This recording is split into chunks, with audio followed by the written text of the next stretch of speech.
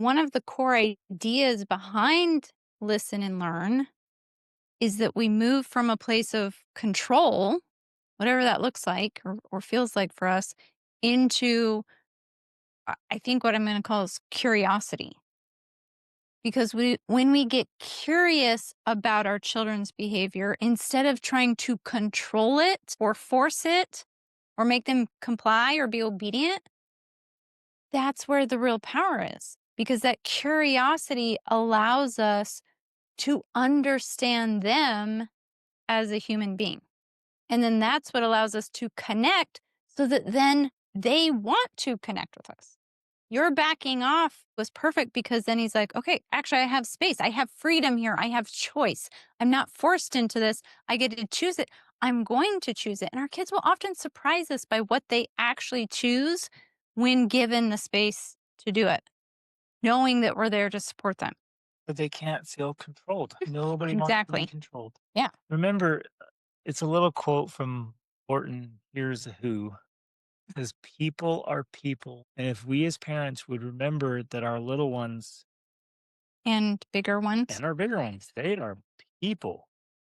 They're human beings. Yeah. And if we respect them and love them, they'll surprise us at the choices they make on their own. It's Right. it's so powerful. Yeah. So then the listening and learning is there was a quote that Stephen R. Covey said years ago in his book. It said, it's about seek first to understand. So when they have behavior, especially that we don't like, first we seek to understand what is behind that behavior before we try to make ourselves understood. Where I know the tendency because it was my tendency as well.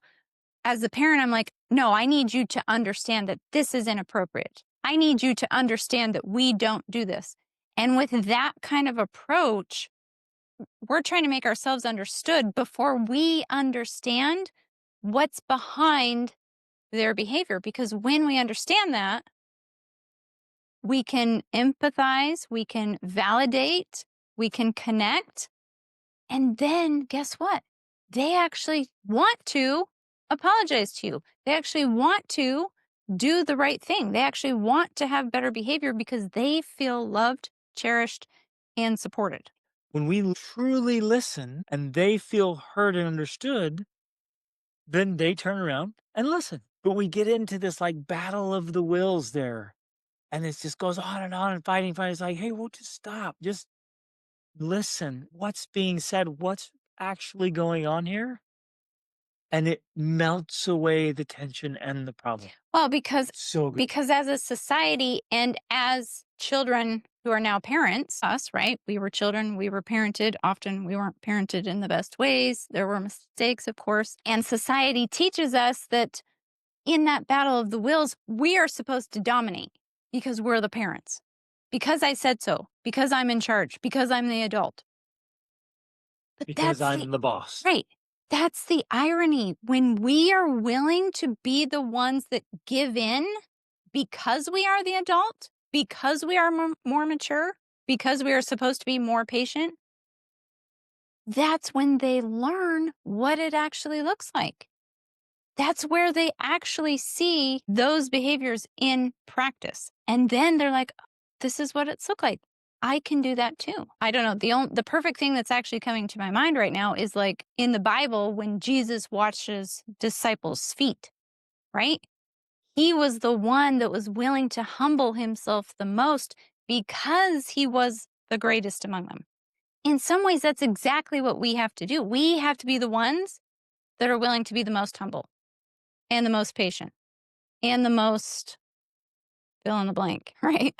All those things that we want our children to be, but we don't have to be them because we're the adults, right? No, it's actually the other way around. We are the ones that need to do that to show them what it looks like so then they can actually do it. You know, obviously, ladies and gentlemen, that This doesn't isn't mean about being walked all over exactly. or abused You don't or lay down so you can be the rug right. that everyone wipes No, their feet on. That is absolutely not. not what we're talking about. You have healthy boundaries. You're strong. You're confident. You're leading, but you're not controlling. and you're Yes. not the only one that's talking. You actually spend a lot of time listening. What's amazing that we've learned is the more we listen, the less we have to. It's so powerful. I think, no, I have to give my big dad lecture. I'm like, wait, I'll listen first. And then they walk through it. I'm like, okay, no lecture needed. Because they They often got it. say, well, they vent it all and then they're like, and I really think I should do this and this. And we're like, yeah, sounds good. That's a good choice. Good job. Yeah. And then we support them in doing what we were going to tell them to do, but they told themselves to do it. Okay.